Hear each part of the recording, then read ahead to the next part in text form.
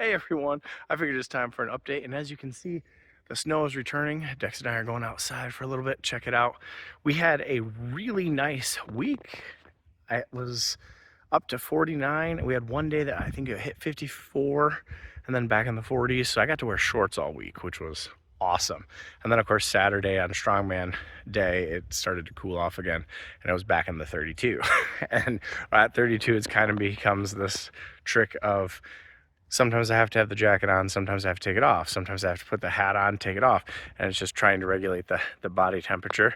But we've got the pond had completely melted, and now you can see the ice is starting to form back up. So I got to keep an eye on Dex to make sure he doesn't jump through that, because although he has had an experience where he fell through the ice when he was little and he kind of freaked out, he has gone back to, oh, the ice is totally fine to walk on, which is not good.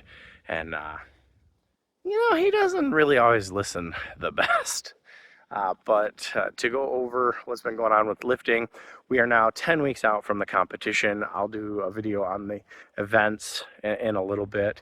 But about 3 weeks ago, I had watched a video on stretching routine for people that are getting old. And now that I am in my age of mastery, I thought, you know what, let me try some of this.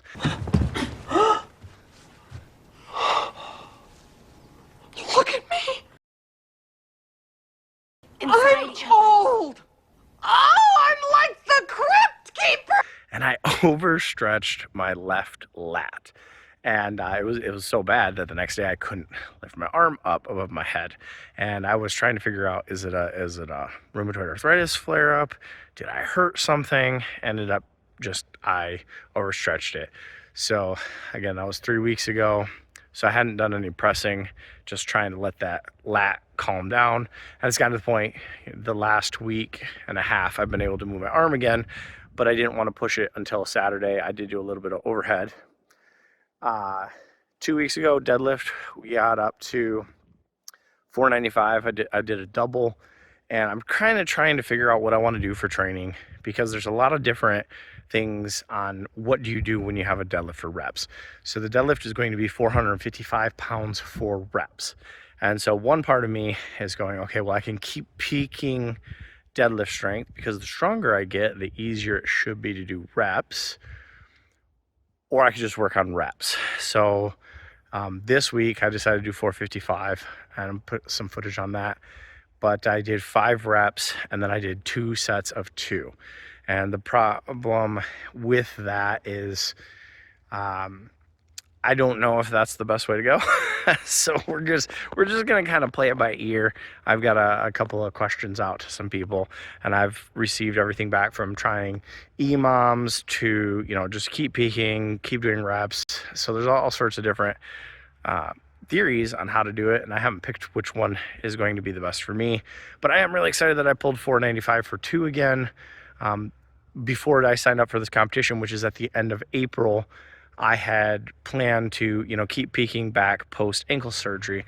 And the idea was to get back around, 550 by the end of March. So with the competition, the focus has shifted now to being more on the competition side, right? Still dealing with the left hip bursitis. At least I think it's the bursitis. It's really painful. So cardio is kind of suffering. 2 hours, 7 days a week, and I trust you will add your own cardio. Why cardio? Yeah, no, don't put me down for cardio. I'm not able to do any biking. I have been doing walking, and really cool. So all of January, I hit my minimum step goal of 7,500, which may not sound like a lot, but I was wearing the step counter, just paying attention to what I do. And on my average day, if I don't do anything out of my way, I hit about 2,000 steps. So that's adding 5,500 steps to my average, which is quite a bit. And unfortunately, as you can see with snow, I did try walking with Dex a little bit in the snow, but it started getting icy, and I live on a dirt road. And so the last time I went walking, he saw a dog, he started pulling me. I was sliding everywhere, trying to hold him back. And I said, you know what? I just had the ankle surgery. My left ankle's already not feeling good. So yeah, it wasn't worth the risk.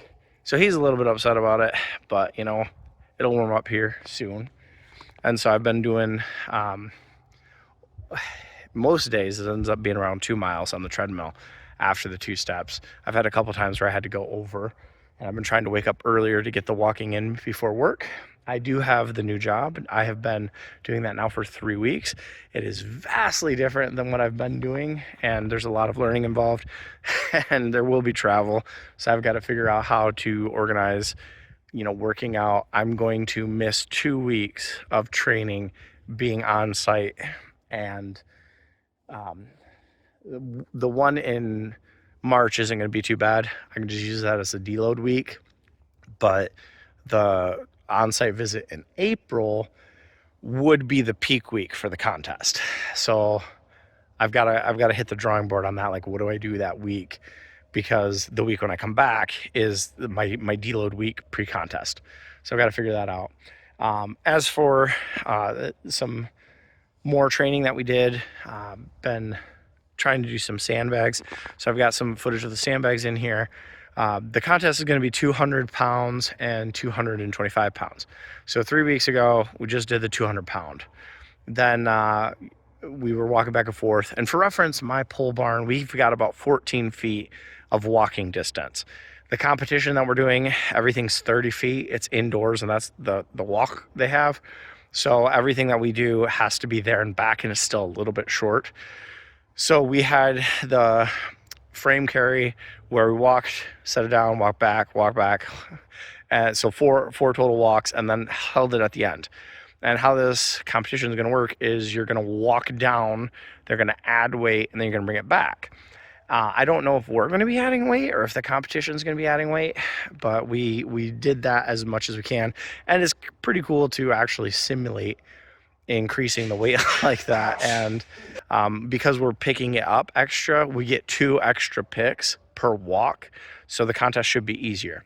So the sandbags on the other side, I found out that you have to load it at the end. So you'll see this footage here. We brought the yoke out and set it at 48 inches, which is what the contest is. I think the yoke ends up being 48.5 inches, so close enough. And the contest is going to be 200 pounds and 225 pound sandbag into an arm over arm pull.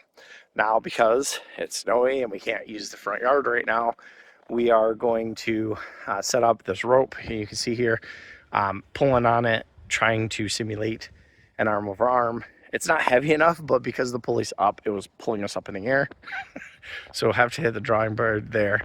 And I tried doing some axle clean and press, but one of the things I decided to start this week was rice training.